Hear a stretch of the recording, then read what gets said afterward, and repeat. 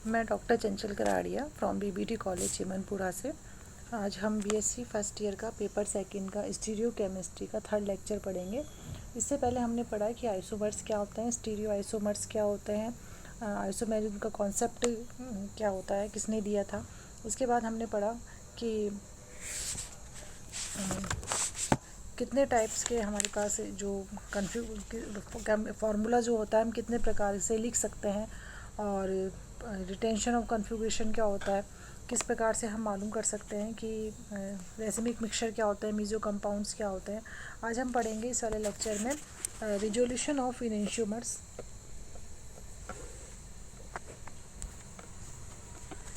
Resolution मतलब वियोजन करना, पृथक करना।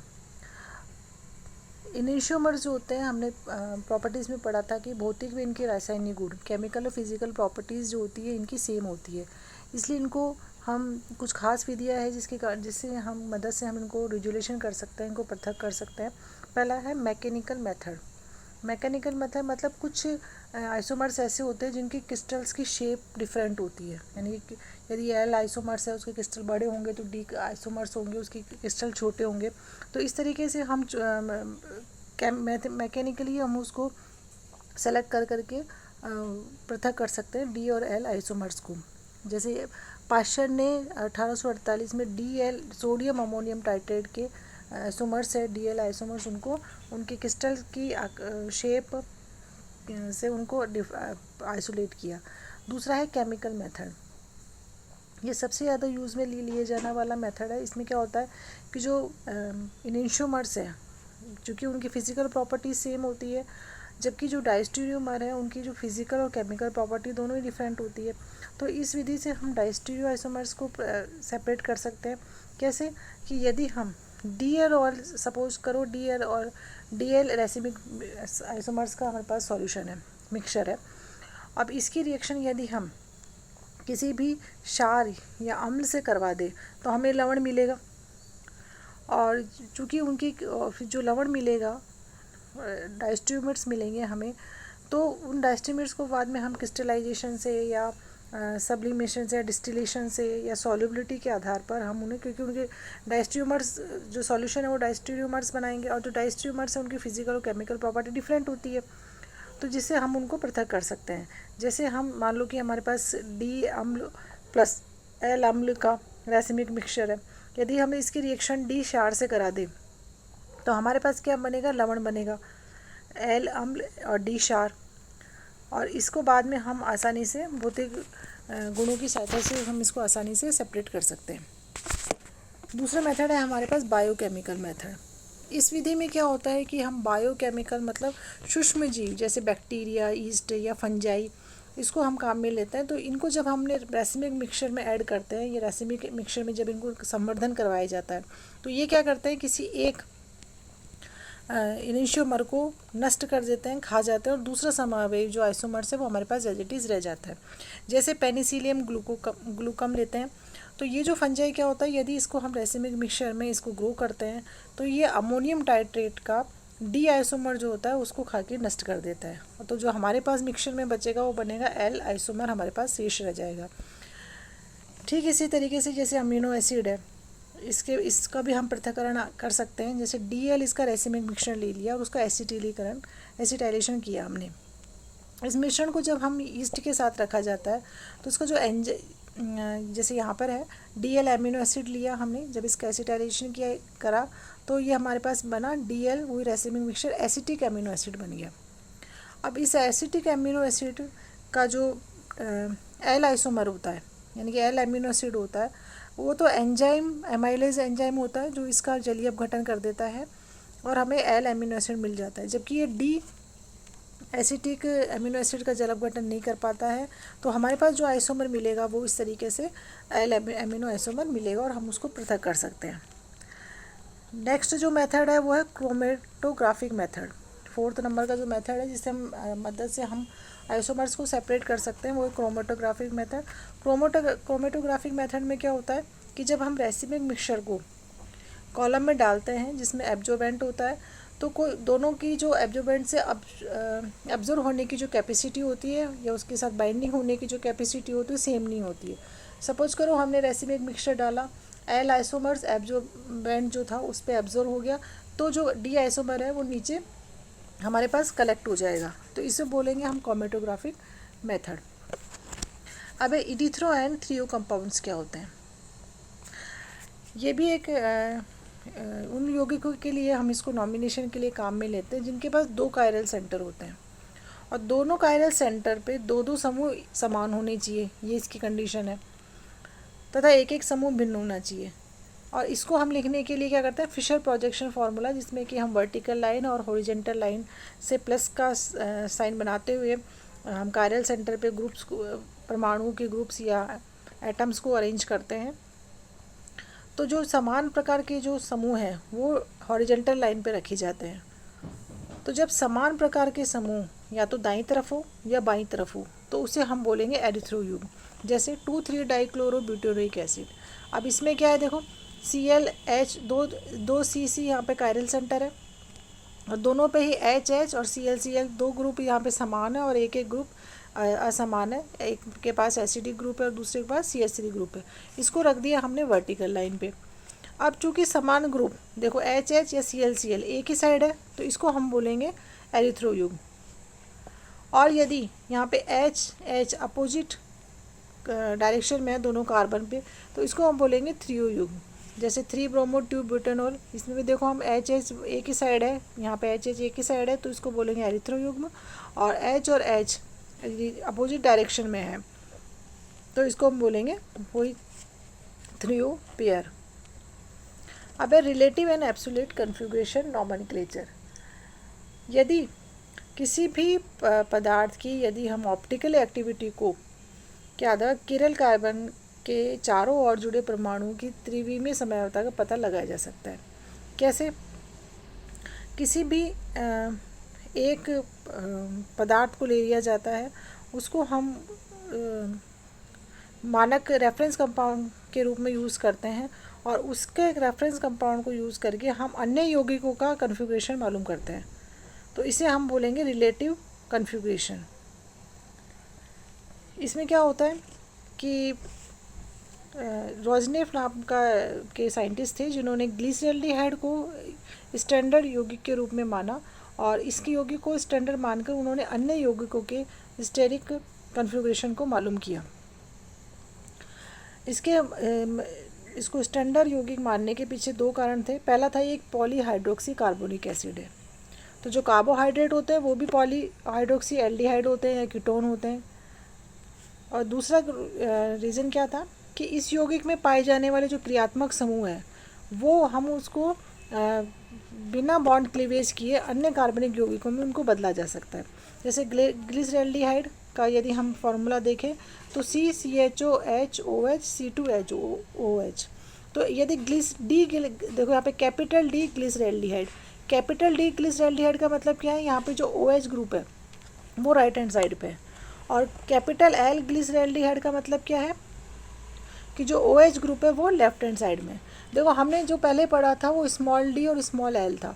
स्मॉल d का मतलब होता है कोई भी यौगिक जो PPL प्लेन पोलराइज्ड लाइट को क्लॉकवाइज डायरेक्शन में रोटेट कर दे, और यहाँ पे कैपिटल D का मतलब है कि OH ग्लिसरॉल्डिहाइड में OH जो है वो राइट हैंड डायरेक्शन में प्रेजेंट हो। ऐसे ही जो स्मॉल l है वो PPL को एंटी क्लॉकवाइज डायरेक्शन में रोटेट कर दे और कैपिटल L का मतलब है कि OH जो है वो लेफ्ट हैंड साइड पे प्रेजेंट हो ग्लिसरॉल्डिहाइड में। अब इस ग्लिसरॉल्डिहाइड को हम स्टैंडर्ड मॉलिक्यूल स्टैंडर्ड कंपाउंड मान के हम बाकी जितने मॉलिक्यूल बाकी जो यौगिक हैं उनमें कायरल सेंटर दिए होते हैं, उस कायरल सेंटर में हम मालूम करते हैं कि उसका विन्यास कैसे होगा। यदि किसी भी यौगिक में एक से ज़्यादा कायरल सेंटर है, जैसे हमने यहाँ पे लिया ग्लूकोज, तो इसमें अगर एक से ज़्यादा कायरल सेंटर है तो उसकी नंबरिंग करते हैं और जिस पे सबसे जो प्रायोरिटी ग्रुप को मान के करते हैं, जो ऑक्सीडेशन ग्रुप जो वहाँ पे जुड़ा होता है उसको हम 1 कार्बन नंबर काम में लेंगे। तो CHO ग्रुप से जुड़ा हुआ जो कार्बन है उसको 1, उसके नीचे वाले को 2, उसके नीचे वाले को 3। तो 3 नंबर हाईएस्ट नंबर वाला जो कायरल सेंटर है मतलब 3, इस पे OH ग्रुप जुड़ा हुआ राइट हैंड साइड पे, तो ये कैसा हो गया, D ग्लूकोज हो गया। और L ग्लूकोज में देखो आप कि जो OH ग्रुप है वो लेफ्ट हैंड साइड में जुड़ा हुआ है, फ्रक्टोज दे रखा है, लेकिन जब हम एल ग्लूकोज की बात करते हैं तो जो OH ग्रुप है वो लेफ्ट हैंड साइड में होता है। तो इस तरीके से हमने ग्लिसरॉल्डिहाइड को रेफरेंस कंपाउंड मान के हमने क्या किया कि डी और एल कन्फिग्रेशन या नॉमेनक्लेचर उसको नाम दे दिया। दूसरा है RS नॉमेनक्लेचर, जो कि बहुत इंपॉर्टेंट होता है स्टीरियो आइसोमर्स के लिए। इसको कौन इनगोल्ड व प्रीलॉग ने इस कन्फिग्रेशन को समझाया था। यहाँ पे R का मतलब होता है रेक्टस, राइट हैंड साइड, और S का मतलब होता है सिनिस्टर, मतलब लेफ़्ट। इसके लिए कुछ नियम है RS नॉमेनक्लेचर के लिए। सबसे पहले जो असममित कार्बन परमाणु है या एसिमेट्रिक कार्बन एटम है, उससे जुड़े हुए जो चारों समूह, असममित है कार्बन परमाणु तो उससे जुड़े चारों समूह जो होंगे उसको हम वरीयता क्रम, प्रायोरिटी ऑर्डर के आधार पर, ये मानते हुए कि कार्बन के जो चारों संयोजकता होती है वो टेट्राहेड्रल शेप में होती है, मतलब, और जिस समूह की उसको हम वरीयता देंगे 1 2 3 4, और उस 1 2 3 4 के आधार पर ही यदि हम 1 2 3 4 से चलते हुए यदि जो हमारा क्रम है वो क्लॉकवाइज डायरेक्शन में है तो हम उसे R से संबोधित करेंगे। यदि वो एंटी क्लॉकवाइज डायरेक्शन में जाता है तो हम उसे S से संबोधित करेंगे। अब यदि ये हम 1 2 3 क्रम कैसे दें, तो इसके लिए जो प्रायोरिटी रूल है वो क्या कह रहा है कि जिस भी परमाणु या परमाणुओं के समूह का एटॉमिक नंबर ज़्यादा होगा उसे हम क्या करेंगे, फर्स्ट प्रायोरिटी पे दे देंगे। जैसे यहाँ पे Cl से 4 ग्रुप एटम जुड़े हुए हैं, FCl Bri, तो यहाँ पे I का एटॉमिक नंबर सबसे ज़्यादा होता है, उसे 1 दे दिया हमने। फिर Br का होता है 2, फिर Cl का 3, फिर सबसे कम है फ्लोराइड का, तो 1 2 3 4। अब यहाँ पे जो 4 ग्रुप है वो व्यूवर से दूर है, तो इसे ये 4 ग्रुप व्यूवर से दूर है तो हम इसको इग्नोर करेंगे 1 2 3। अब ये 1 2 3 हमारा जा रहा है क्लॉकवाइज डायरेक्शन में, ठीक है, तो ये हमारा क्लॉकवाइज डायरेक्शन में जा रहा है, तो इसे हम देंगे आर ग्रुप ही हम इसको नाम, आर कन्फिग्रेशन हम इसको नाम में नॉमेनक्लेचर देंगे, यानी कि R ग्लिसरॉल्डिहाइड। अब वैसे यहाँ पे और भी एग्जांपल समझाए हुए हैं। अब प्रायोरिटी ऑर्डर को हम मतलब RS नॉमेनक्लेचर करते हुए क्या देंगे, सबसे पहले हम प्रायोरिटी ऑर्डर से 1 2 3 4 कैलकुलेट कर लेंगे। जिस समूह की वरीयता की न्यूनतम है, यदि वो वर्टिकल लाइन पे आ रहा है या आना चाहिए, यदि वो हॉरिजॉन्टल लाइन पे आ रहा है तो जो हम उसका कन्फिग्रेशन निकाल रहे हैं वो उसका जो रियल कन्फिग्रेशन है वो जस्ट उसके अपोजिट हो जाएगा। जैसे यहाँ पे हमने लैक्टिक एसिड लिया है। अब लैक्टिक एसिड में फर्स्ट नंबर पे आएगा OH, क्योंकि O का जो एटॉमिक नंबर होता है कार्बन से ज़्यादा होता है, तो हमने इसको दे दिया 1। अब 2 नंबर पे देखो हमने COOH एसिडिक ग्रुप को दिया है। क्यों? यदि किसी भी परमाणु के समूह में या फंक्शनल ग्रुप में डबल बॉन्ड है तो डबल बॉन्ड को हम 2 सिंगल बॉन्ड की तरह काम में लेंगे। जैसे C डबल बॉन्ड O, तो यहाँ पे C डबल बॉन्ड O मतलब CO 2 हम बॉन्ड कैलकुलेट करेंगे, यानी कि एक कार्बन से 2 ऑक्सीजन जुड़े हुए हैं। तो उस लिहाज से यहाँ पे 2 नंबर पे क्या आएगा, एसिडिक ग्रुप। 3rd नंबर पे आएगा CH3 ग्रुप, और 4th पे आएगा H ग्रुप। अब मैंने कहा कि यदि जो 4th ग्रुप है अगर वो वर्टिकल लाइन पे आ रहा है तब तो कन्फिग्रेशन चेंज नहीं होगा, लेकिन यदि 4th ग्रुप जो है वो हॉरिजॉन्टल लाइन पे आ रहा है, जैसे कि यहाँ पे आ रहा है, तो हम क्या निकालेंगे 1 2 3। तो जो हमने निकाला है वो है काल्पनिक कन्फिग्रेशन, तो वो तो हमारे आ रहा है S, लेकिन जो इसका रियल कन्फिग्रेशन होगा वो जस्ट इसका अपोजिट यानी कि R होगा। ठीक इसी तरीके से हमने दूसरे वाले का निकाल लिया। तो इस तरीके से हम RS कन्फिग्रेशन, RS नॉमेनक्लेचर करते हैं किसी से भी, जिससे हमें पता लगता है कि ग्रुप्स की जो उसकी पोजीशन क्या है, जो एसिमेट्रिक कार्बन एटम है उस पर ग्रुप्स की पोजीशन क्या है। नेक्स्ट है ज्योमेट्रिकल आइसोमेरिज्म। ये भी एक विशेष प्रकार की स्टेरिक आइसोमेरिज्म है।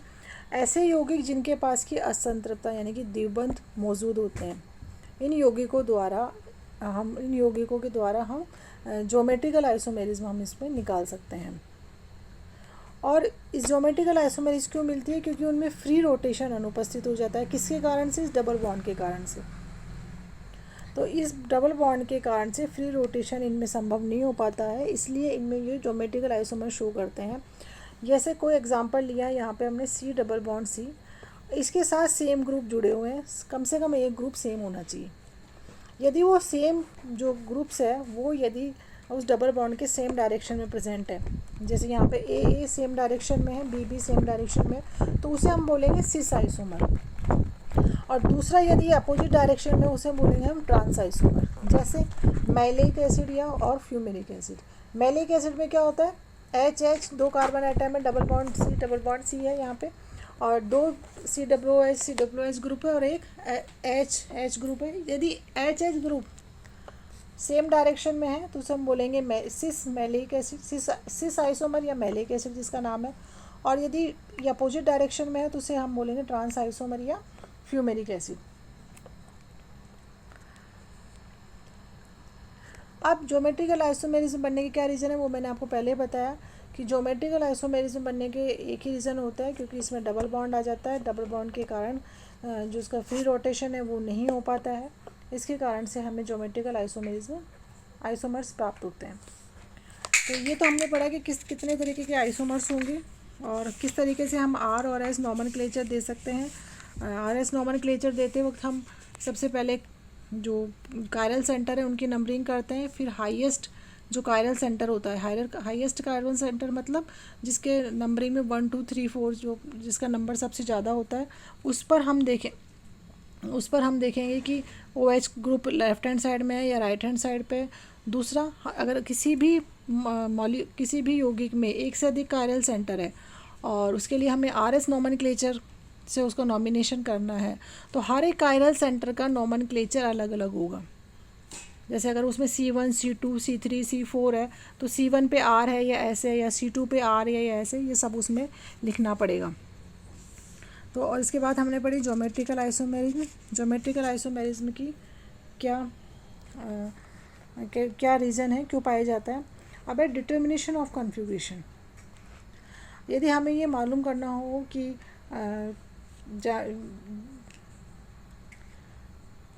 ज्यामिति सहायता मतलब ज्योमेट्रिकल आइसोमेरिज्म में मिल रही है या नहीं, तो इसके 2-3 मेथड हम उससे मालूम कर सकते हैं। जैसे फर्स्ट मेथड है चक्रीकरण या बाईसाइक्लाइजेशन। साइक्लाइजेशन में जैसे हम मैलिक एसिड है, यदि हम इसको गर्म करें तो गर्म करने से क्या होता है, वाटर मॉलिक्यूल एलिमिनेट हो जाता है, जिसके कारण से इसमें एनहाइड्राइड बन जाता है। और यदि हमें एनहाइड्राइड मिल रहा है डैट मीन्स वो सिस आइसोमर है, मतलब मैलिक एसिड है। जबकि फ्यूमेरिक एसिड में क्या होता है कि COOH ग्रुप क्या होते हैं, अपोजिट डायरेक्शन में होते हैं, इसके कारण से वाटर मॉलिक्यूल का निकलना संभव नहीं हो पाता है, तो उससे हमें एनहाइड्राइड नहीं मिलेगा। तो इस तरीके से हम पता लगा सकते हैं कि ये मैलिक एसिड का सिस फॉर्म है। दूसरा है बाई ऑक्सीडेशन से। ऑक्सीडेशन से कैसे कर सकते हैं कि यदि हम मान लो मैलिक एसिड है, इसका हम क्षारीय कैमनोफ्लोर के प्रेजेंस में इसका ऑक्सीडेशन करते हैं, तो उससे क्या होगा, हमें मीजो टार्टरिक एसिड मिल जाएगा। लेकिन यही ऑक्सीडेशन हम फ्यूमेरिक एसिड का करें तो फ्यूमेरिक एसिड की सिचुएशन में क्या करेगा, ये रेसिमिक मिक्सचर देगा। तो उस रेसिमिक, तो हम इससे पता लगा सकते हैं कि यदि हमें रेसिमिक मिक्सचर मिल रहा है तो डैट मीन्स वो फ्यूमेरिक एसिड है, ट्रांस आइसोमर है। और यदि वो मीजो टार्टरिक एसिड दे रहा है तो डैट मीन्स वो हमारे पास जो आइसोमर था वो कौन सा था, सिस आइसोमर था, यानी कि मैलिक एसिड था। तीसरा मेथड है फिजिकल मेथड से।